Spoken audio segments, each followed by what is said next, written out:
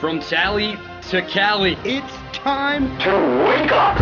Wake up, wake up.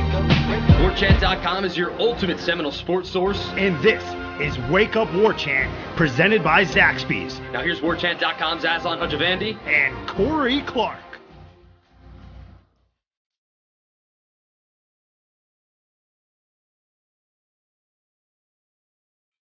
Wake up! What up, everybody? It's Wake Up War Chant, presented by Zaxby's. I'm Aslan. Corey's here. We know we said that it was going to only be a Wednesday show to wrap up the week, but, you know, it's the College World Series. It's kind of a big deal. So we went ahead and reached out to somebody within the Rivals.com network from our Arkansas sister site. Isn't it always weird why is everything got to be a sister site, Corey? Why can't it be our brother site? Yeah, it's weird. It's always been that way. Why do we name female ships after women? Why are they always called a she? Right? Yeah. Questions that have always perplexed me. Yeah. In any event, we got the best guy on the beat over there in Arkansas covering the Hogs, Andrew Hutchinson, joining us here on Wake Up War Chant. Andrew, thanks for being here, man. How stoked are you for the College World Series? Get back out to Omaha again. Oh, it's always an exciting time. This will be my third trip up to Omaha, and it just seems to get better every year. Right on. Hey, I guess first things first, Florida State is a bit of a tormented, tortured fan base when it comes to baseball. Obviously, everybody knows Mike Martin's woes in Omaha, but it extends even before that. There's a whole feeling of, these things only happen to Florida State, it seems, when they lose games. But I don't think anything has happened to a fan base in college baseball to the degree of what Arkansas had to deal with last year, which is being 1 out away from winning the College World Series. Not catching a fly ball in foul territory, losing that game, and then obviously being crushed and not being able to get up the next day for a deciding Game 3. How much of that has sort of cast a pall over this team this season, or has it really not been a factor because they're obviously back in Omaha? Yeah, I think some of the guys that were on that team have used it for motivation, but there really aren't a lot of those guys back. Arkansas had replaced 6 of their 9, lineup guys, 2 of their 3 weekend starters. They lost their top 2 bullpen arms. So really there's not a whole lot of guys back from that team, but the ones that were on the field have admitted that they kind of used it as motivation to try to get back to Omaha, to try to complete the deal after being so close last year. But really, a lot of the guys that are having big roles on this year's team weren't even really a factor on that. So they've kind of embraced it. I think more than anything, it's the fans that have kind of had to deal with it. Every time Arkansas is on ESPN or the SEC Network or ESPN2, they always, at some point during the broadcast, show that fateful play where, 3 Arkansas players watched as a foul pop up, fell between them that would have ended the game, would have given them their first national championship in program history. And they started out the selection show way back on, I guess it was Memorial Day, with that play. And I guess some of the guys in the locker room kind of booed whenever they showed it. But they've this year's teams has tried to kind of put that behind them and make their own, write their own story, and so far so good. It kind of exceeded everyone's expectations in making it back to Omaha. What were the expectations? Sorry, Corey. What were the expectations, Andrew, for this team going into this season? Were they expected to make it back this far, despite having to replace all those players you just mentioned? No one thought they would make it back to the College World Series. I said that before the season, I thought this team's ceiling was maybe making it to a super regional, and that was really being optimistic, rose-colored glasses type of view on it. Really, I thought that they would they would probably get sent to a regional, maybe make it to the regional final, but just wouldn't have enough because they did lose so much off of last year's team. And, no one thought that Isaiah Campbell would have the kind of season he had after being really up and down last year. People, obviously you had Heston Kjerstad, Casey Martin, Dominic Fletcher. Those were preseason All-Americans, but that was just 3 of the 9 guys in the lineup. You had a lot of question marks beyond that. So really, my expectation was pretty much everyone else's expectation was to just make it to the postseason and maybe make some noise. But no one really thought they would make it back to Omaha, and maybe even only people in that locker room thought they could have a chance to make it to Omaha. Dave Van Horn told the team back in December whenever they left for Christmas break, guys, you probably aren't going to be ranked in any of the top 25 preseason polls. Now, that was probably a little naive of Van Horn to think, just because Arkansas has kind of got that reputation where they're going to be good no matter what. They were probably going to be in the top 25 polls, and sure enough, they were anywhere from, I think, 12th to 25th. If you averaged them all out, they were about 16th. And I thought that was kind of fair. I thought that was going to be where they were, right there on the verge of maybe hosting a regional. But obviously they far exceeded those expectations. Andrew, so what's the deal with Campbell? I looked at his numbers before this season, and he just seemed like an okay guy. And then this year, he turns into a monster. Like, what's been the difference? And, has anybody hit him all season, really? Yeah, so he's always had the stuff. He was a kind of a highly regarded guy coming out of the Kansas City area, pitched as a true freshman back in 2016. Missed all of 2017 with an injury. He didn't have Tommy John, but he did have some shoulder surgery or something to remove, I think, bone spurs from his elbow, and missed that year. And then last year, he came back. He was part of the rotation, but he was whenever things started going bad, they snowballed really quickly. I mean, I couldn't tell you how many times he would take, maybe a no-hitter through 3 innings, or he was perfect through 3 or 4, and then in the 5th inning, it would just completely implode on him, and he'd give up 5 runs. And, the final stat line would say, 4 2/3, 5 earned runs. That doesn't look good, but you can't really tell that he was really good through the first 4. This year, he's gotten to the point where he can overcome that stuff. He can, when he runs into trouble, he limits it to 1 or maybe 2 runs, and then he is able to go on for another few innings and consistently give you 6, 7, and in the last couple outings, 8 innings. Really, no team has hit him very well, since the very beginning of the season. I think USC did some stuff against him. He had a bad start, I believe, against Tennessee. But really, both of those starts, there were a lot of errors that were involved, and he only was charged. He may have been charged with 3 or 4 earned runs, but there were 6 or 7. It was total runs, unearned runs that kind of derailed his start. So really, he's been about as consistent as you can be for a starting pitcher, especially in the SEC, where week in, week out, you're going up against a top 25 team with loaded lineups. I mean, he shut down Mississippi State. He really, his only loss of the year was against Vanderbilt. And honestly, that may have been one of his best starts of the year. I mean, he limited that lineup to 3 runs. That was one of those games where he had kept them scoreless through 6. Ran into a little bit of trouble in the 7th where there was it wasn't an error, but it was a play that Arkansas's third baseman might have been able to make, get him out of that inning, and you're looking at maybe winning that series against Vanderbilt.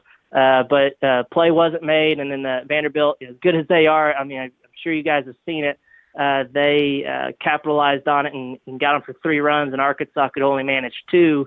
And so that's really his only loss of the year. So he's been about as consistent as can be, which is unbelievable considering how inconsistent he was a year ago.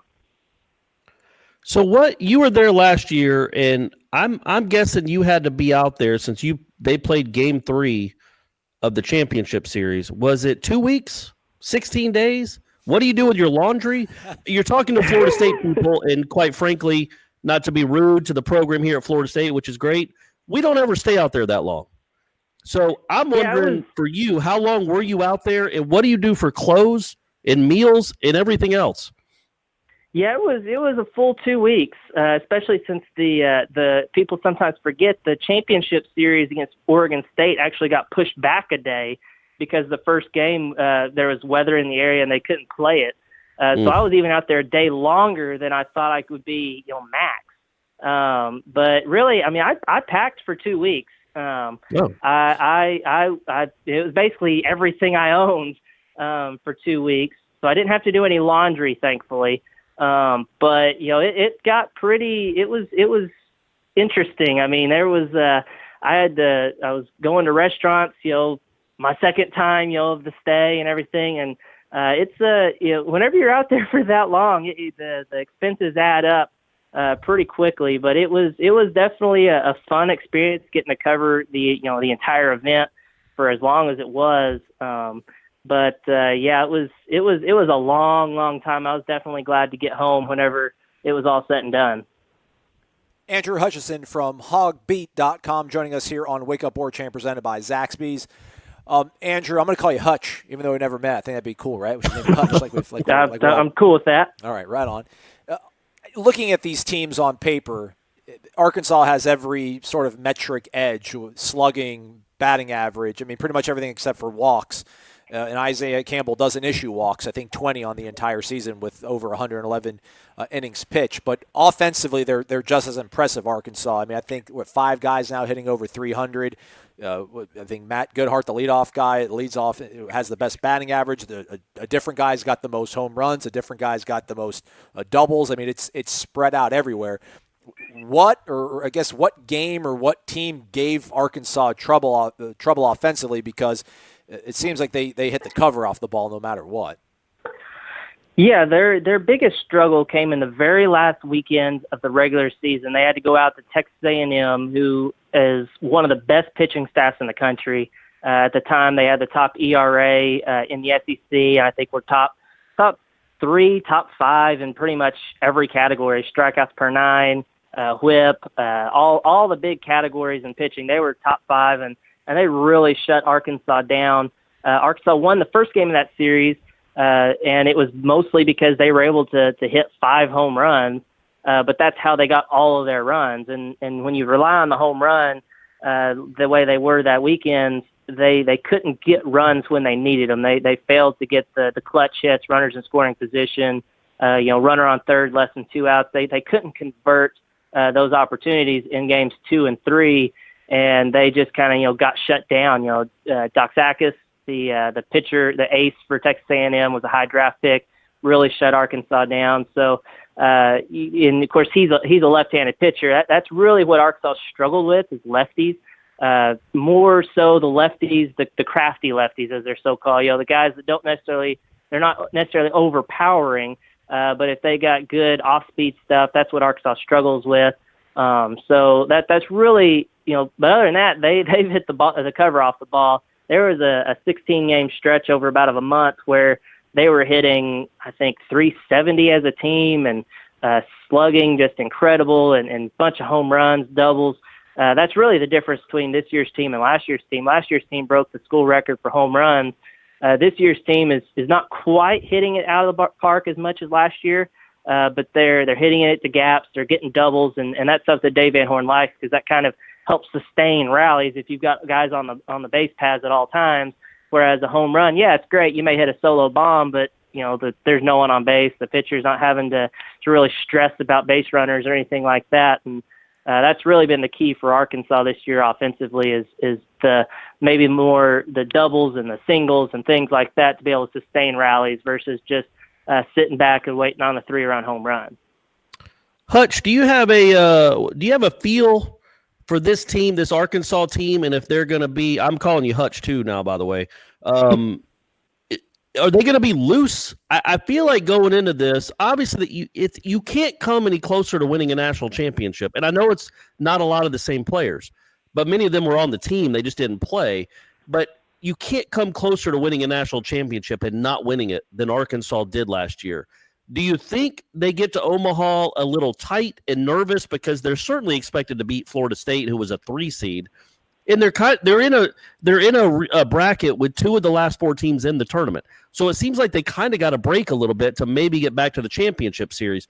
Is this the kind of team that could tighten up a little bit, or do they feel kind of like loosey-goosey, let's just go out there and see what happens?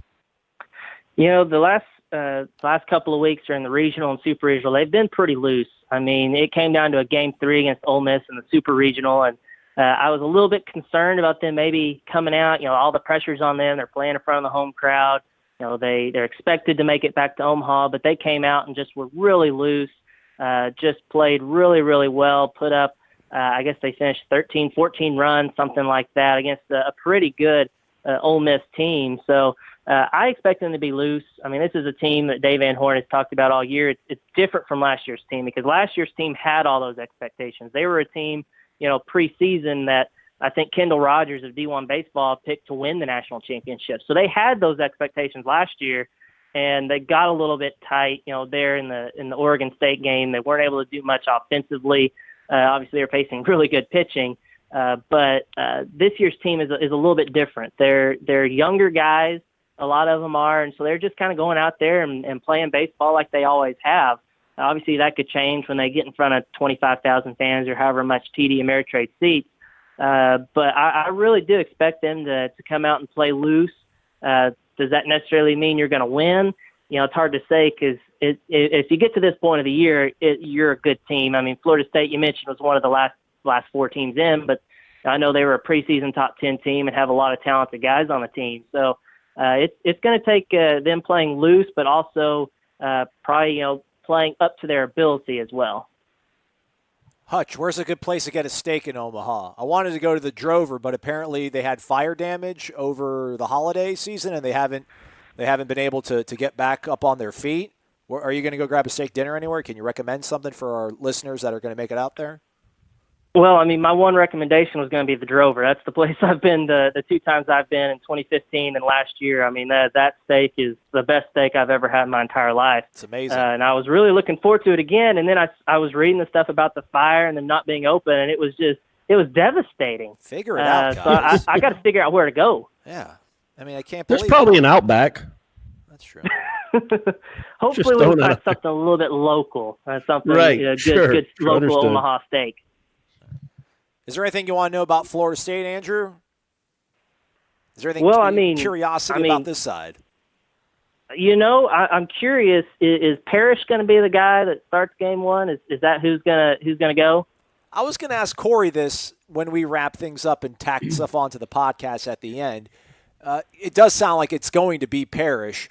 I wonder at what point can 11 maybe change his mind without angering the baseball gods. He can't go up there on the pregame press conference on Friday like, yeah, we're going to throw Parrish, and then come Saturday he throws C.J. Van Eyck out there.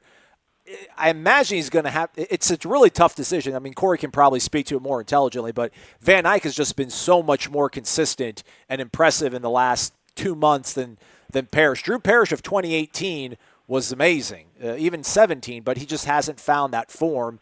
But I guess to your point, they've struggled against lefties, Arkansas, and Parrish is a lefty who doesn't have overpowering stuff. So maybe this does make sense for them ultimately. Yeah, and I think when it comes to something like this, when the difference between starting on a Saturday and starting on a Monday, I feel like at least by Thursday, if you are going – so 11 on yesterday said that it was – rest assured it would probably be the same rotation, meaning Parrish in the first game, Van Eyck in the second. And if you were going to change that – you'd have to do that here soon because the guys have to get, Van Eyck has to get started getting ready. I don't think that's something you spring on Saturday morning. Like, hey, man, I know you were not expecting to pitch today, but we need you tonight. I think that's something you would tell Van Eyck and you'd have him geared up for by the middle of the week, at least by Thursday. So he could change his mind. Look, Van Eyck's their best pitcher by a pretty wide margin. And we both talked about how it's so important to win game 1. So 11 might have a change of heart. But, yeah, I mean, if Arkansas, they don't struggle really with anything, but if they struggle a little bit with lefties, maybe they think they got a chance there. Parrish does have a high ceiling when he's pitching well, and he's pitched in that park before, so that helps. But, yeah, it looks like it'll be Parrish will be the guy they go with, and then they'll save Van Eyck for the game 2 on Monday. Yeah, I mean, if I was – making the call, Parrish would probably be who I throw just because of Arkansas struggles against lefties. I mean, I don't know what the updated numbers are, but back in the regional before Arkansas was getting ready to face TCU in the winner's bracket, and TCU was throwing Lodolo, who was number 7 overall draft pick last week. Arkansas was hitting like 50 points lower against lefties. So that seems to be Arkansas's Achilles heel if there is one. But then there's also been times where they've gone out and dominated a left-hander. The good thing is that Arkansas, they seem to battle up there. They don't just go up there hacking, swinging at first pitch, and where guys can go 9 innings against them. They typically work the count and they get into the bullpen. So I'm also anxious to see kind of what Florida State has in the bullpen because no matter who they start, I feel like you're going to see Arkansas get into that bullpen. It's just a matter of if it's going to be the 5th inning, the 6th inning, or if it's the 7th inning, it's probably not going well for Arkansas. So that's another thing I'm kind of anxious to see how it matches up on Saturday. Oh, great. Sounds like it's going to be a 4-hour game, Corey. Can't wait, buddy. Can't wait. I just hope I get there. I hope I can figure out a route that doesn't include flooded roads. Well, maybe Hutch can be your pilot car. Maybe you can just draft behind him as you pull into Omaha. How long is the drive from Fayetteville to Omaha? Well, if I-29 wasn't flooded, it would only be about 6.5 hours. Probably going to be more like 7.5 hours having to take a detour. It's that was really annoying whenever I saw the stories about the flood on the interstate, because it's usually a really easy drive. I mean, you just hop on the interstate and you go straight north and you hit Omaha. So it's going to be a little bit more difficult this year, but still not a terrible drive. I think it's the closest school, and Arkansas fans will probably show up in force like they did last year. Still, it's going to be a little bit of a minor inconvenience having to go an extra 30 minutes to an hour, depending on traffic and things like that. I feel bad for you, man, because I got an 18-hour drive ahead of me. So well, good luck with that. Hey, I appreciate it, but I've done it before. I've done it twice before. It all worked out. I don't know. I assume I'd be going up 29, so I'm going to have to find an alternate route somewhere along the way, but I'm sure we'll see each other on Saturday, and you'll get to see Aslan on Monday. Hopefully. All right, yeah, just come by and see me in the press box. I'd love to. It's always nice to see guys on the Rivals Network that cover baseball. I mean, it's a great sport in college, and it's always fun to talk to guys that cover the top programs in the country, and Florida State certainly is one of those. Yeah, we're trying. Amen. We're trying to get these folks to buy in. They're slowly doing it, begrudgingly so. They want to talk about football, but they're going to get baseball for now. Andrew Hutchinson from hogbeat.com joining us here on Wake Up War Chant presented by Zaxby's. Hutch, thanks so much for the time, man. We'll see you soon. All right, looking forward to it. See you guys. Awesome. All right, Corey, before we go, I did what's the longest you've ever spent researching something for a story? Oh, boy. Not to pat myself on the back, but the 29 draft picks in 3 years, that took a long, long time. That was me that did that. And that took a long time because you had to go back. I had to think of every football school that would have had a lot of players drafted during a certain time, going back to like the 60s. Yeah. So like every Notre Dame team from 1961 to 2000, Georgia, Alabama, USC, Ohio State, like 40. And then you're like, man, I don't really need to look up BYU, do I? There's no way they had 29 in 3 years. And then that would start gnawing at me. And I'm like, you know what? Just go do it. And I don't really need to look up Arkansas, do I? They've never had a great run in football, but I still did it. Texas A&M, Texas, all these ones that you're like, man, no, there's no chance. I still went. So I probably looked up 45 schools to make sure I hadn't missed one, and that Florida State did indeed, or the record was 28 for a 3-year span. Now, I think, I haven't looked at it since, I think Alabama might have just broken that record. Jerks. In the last 3 years. Yeah. So it was short-lived, but it was still fun to have 29 draft picks in 3 years. Yeah. Well, but I would say that took me probably a couple of days. Okay. I would think not 48 hours, but you know me, I work in spurts. Yeah. So 3 hours here, took a little time off, 3 hours there. Go ahead, make your point, but that's probably the longest. Well, don't be nice, don't be mean. I worked on TV for such a long time, and when you're on television, you really feel this ownership of being accurate. I mean, I think even more so than when you're tweeting stuff out. And I don't mean to debase the medium that is Twitter because it's so prevalent to my work. But man, I screwed up so many times on television that it was heartbreaking. Like little things. I'm like, damn, I can't believe I did that. So the capsules are out there, the team capsules for each team that's in the College World Series. God bless the Associated Press for doing those. Pretty much just like a little blurb on each team.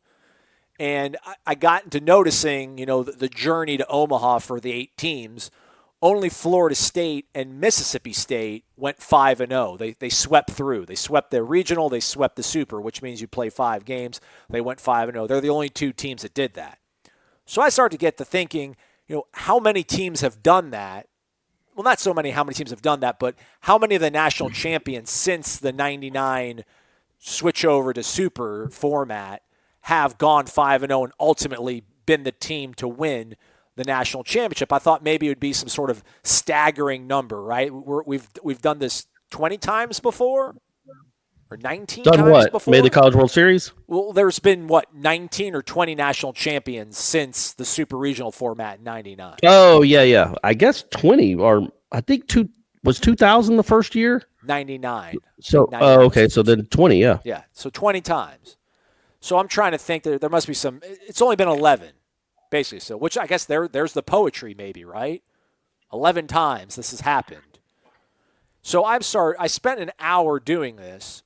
And I'm like, man, I tweeted it out that, listen, everybody, please like this. I spent an hour researching it because, I'm like, wow, I put an hour into this. And I'm like, man, I deleted it because I'm like, oh, I screwed this up because I put Virginia down as one of the teams who had been, undefeated going into the College World Series and won it. I'm like, I'm an idiot. I'm like, Virginia lost in Omaha. But then I'm like, idiot. You're not talking about how they did in Omaha. You're just talking about how they did in the lead up to Omaha. Trust yourself for once. So I tweeted out, I deleted, I retweeted out, and then I'm like, oh, crap, I screwed it up because I put an asterisk next to these teams that ended up actually also going undefeated the entire way through the tournament. So even in Omaha, they went undefeated. Oh, okay. So all that said, again, 11 teams have done this. 11 teams swept through the region and super regional rounds en route to winning the College World Series. And then seven of them actually ended up going undefeated the entire way, which is really incredible when you think about it. Because that's a lot of good teams to beat. Baseball isn't like that. You don't go – like the Red Sox were awesome last year. Right. They didn't win every game in the postseason.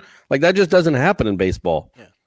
And I don't know, I don't even know what year was the first season where they also went to a best-of-3 format for the championship. I don't think 2006 was when Oregon State did it, but South Carolina in 11. I feel like Oregon State played North Carolina, and those were best-of-3 series. Yeah. But I could be wrong. I mean, I'm going to look it up right now. I can pull it up. By the way, I did look it up while you were talking, and Alabama had 32 players drafted over the last 3 years. Really? Yeah. Sorry, gang. They didn't really make a big deal of it there, including 11 first-round picks. Yeah. So crazy. That's Alabama for you. I screwed it up. I mean, the stat is so effed up. I'm so mad at myself. Even I put 2006 Oregon State having ran their. This is the problem.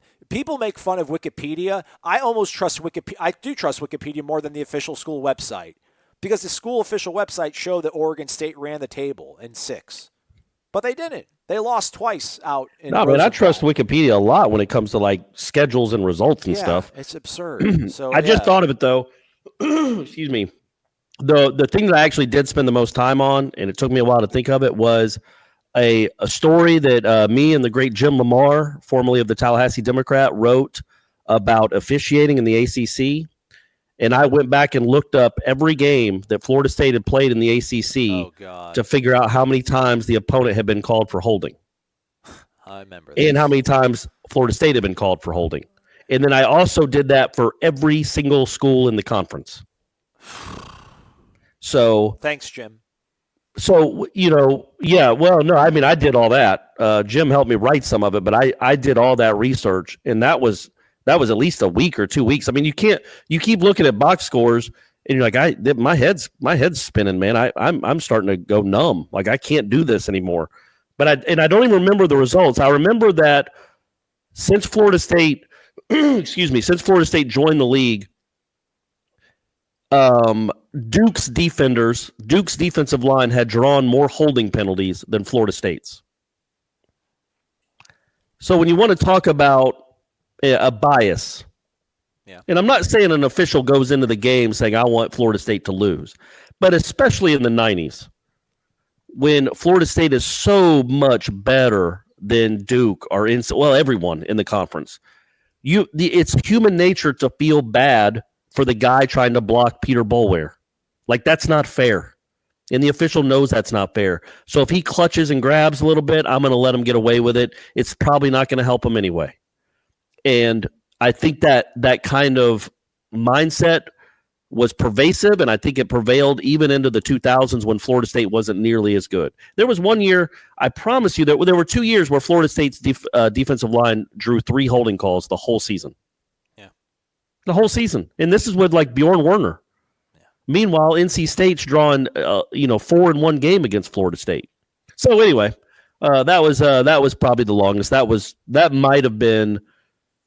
That could have been 15 or 20 hours of research. Oh my God. Maybe more than that. It was crazy. But hey, it got a lot of clicks, and the ACC wasn't all that fired up with us. But what are you going to do?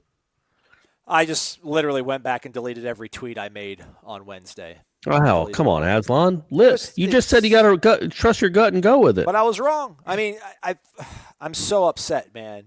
I really am. It's tough when you do all that work and then realize what was this? What did I just do here? I screwed the whole thing up. There's nothing, and there's nothing.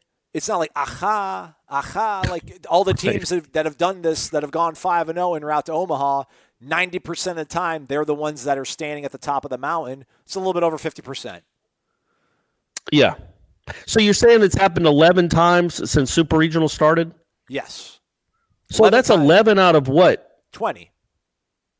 No, I'm talking about teams, though. Oh, so that's 11 out of 160? Well, I don't know how many teams, period, have gone 5-0 into the College World Series. Yeah, you do. You just said it. That's 11. Those 11 teams have been 5-0 and won the College World Series. Oh, I see. Yeah, what are you going to do with that stat, buddy? It was a good try. Well, I was just trying to I thought you were saying it only happened 11 times. Absolutely not. In the last 20 years. No. I mean, for all we know, 5 of those years, let's say 6 of the 8 teams all went 5-0 en route to Omaha. But obviously only one of them is going to be able to win. Right. But yeah, I don't know. I mean, that's the next level thing, right? How many teams have – so there's been 11 that have won it all. Maybe there's only been 14 teams that have ever done that. So that probably gives it a little bit more credence, right? Or more likely it's, 46. Yeah, well, yeah, probably. I think the biggest stat you need to realize is that when Corey Clark covers Florida State and Omaha, they're 0-2. They haven't won it in the 2 times I've been out there. But they have never lost the College World. They've never even lost the College World Series game with Brady Clark in attendance. This could be so again, if you want to hold on to something, that might be what you hold on to. And I also should say the very first game that Brady Clark ever attended as a 1-year-old in 130-degree heat, he left out while the first inning was still going on, but it was the 37-6 win over Ohio State at Hauser. Whew. So the kid might be good luck, is all I'm saying. If Florida State can go out, if he sees Florida State score 37 runs over the next week and a half, I like their chances. Well, their chances. If they can get to 37, I think that's the magic number for runs scored. He was there in Athens when they raked, right? He was there for game 1 against FAU. Yeah, he was there for game 1. I'm telling you, he got them started. He got the whole postseason started. Yeah. Now, he might have missed the second inning where they hit the 3 home runs because his mom tried to bring in a purse. So they had to go back to the car. Yeah. He wasn't really all that fired up about that. I didn't even realize. I probably could have just gone and gotten the purse and taken it up to the press box. So not to bring up old stuff, but so he didn't get to see those home runs, but he still got to see Becker's second home run. And yeah, he got to see them win a game. He got to see them start this postseason run, and now he's going to see them finish it off. And hopefully, if we play our cards right, he could be part of the dog pile. Before we go, I know this isn't a positive thing to kind of talk about, but in the event they lose one of these first 2 games, let's say they don't go 0-2. God, don't go 0-2. Please don't go 0-2. Like, what is their path? Obviously, game 3 would be some sort of Grady Drohan combo or all hands on deck after Grady, but like that 4th game, to like stave off elimination again and then force a decisive rubber match against the team that made it through the winner's bracket. I guess that's the real kind of concern because there's only 3 frontline guys they have. Yeah, I mean, I don't know if you go back to Parrish. Yeah, who knows, man? Who knows? We'll do one. We got to do one game at a time, buddy. One game at a time, and you'd rather them go 0-2 than 1-2. Really? Right? No. Well, I mean, it's cool to win a game out there, but what does that do you? Winning one game, just winning one game. I don't think anybody really feels all that better. Like, well, at least they got a win out there, but they still lost. Right. So, for our purposes, well, I'm speaking selfishly. For my purposes, I'd rather them either go 0-2 or win the whole effing thing. Those are the two options. He's Corey. I'm Aslan. Thanks for listening, everybody. We'll catch up with y'all next week. He'll be in Omaha. Take care, everybody. The universe is a big place, so you should feel especially lucky you ended up on the same planet with Zaxby's. And right now, we're cooking up our special Cajun Spice Blackened Chicken for our Cajun Club Sandwich and Black and Blue Salad. It's an intergalactically delicious taste experience, and you don't have to travel light years to get it. The Cajun Club Sandwich and Black and Blue Salad, only at Zaxby's.